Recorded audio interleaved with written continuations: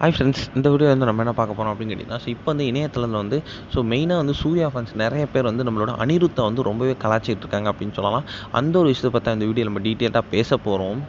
நம்மளோட சூர்யா 45 திரைப்படம் வந்து செம்ம பிரம்மாண்டமாக உருவாகிட்டு இருக்கு அப்படின்னு சொல்லலாம். ஏன்னா வந்து அந்த திரைப்படத்தில் வந்து நம்ம ஆர்ஜே பாலாஜி இயக்கி நம்ம சூர்யா வந்து நடிச்சுக்கிட்டு இருக்காரு. அண்ட் த்ரிஷாவும் இந்த திரைப்படத்தில் நடிக்கிறாங்க அப்படின்னு நியூஸ் கிடச்சிருக்கு. இந்த திரைப்படத்தில் வந்து அவங்க 2 பேரும் வந்து வக்கீல் ரோலில் பண்ணுறாங்க. அண்ட் ஆர்ஜே பாலாஜியும் கேமியோ பண்ணுறாங்க. அந்த மாதிரி வந்து ஒரு விஷயம் போயிட்டுருக்கு. இதில் வந்து நம்மளோட சூர்யா 45ல ஃபஸ்ட்டு மியூசிக் டைரக்டராக கமிட் ஆனவர் தான் நம்மளோட ஏஆர் ரகுமான். ஆனால் வந்து அவர் வந்து சில பர்சனல் ரீசன்ஸ்னால வந்து அந்த திரைப்படத்துலேருந்து அவர் வந்து விலகி இருக்காரு அப்படின்ற மாதிரி நியூஸ் கிடச்சிருக்கு. இப்போ வந்து நம்மளோட ஏஆர் ரகுமான் விலகியதுனால வந்து இந்த திரைப்படத்தை அடுத்து யார் மியூசிக் பண்ணுவா அப்படின்ற மாதிரி தான் ஒரு கேள்விக்குறி போயிட்டு இருந்த நிலையில் வந்து நிறைய ஃபேன்ஸ் வந்து அனிருத் பேர் தான் மென்ஷன் பண்ணியிருந்தாங்க.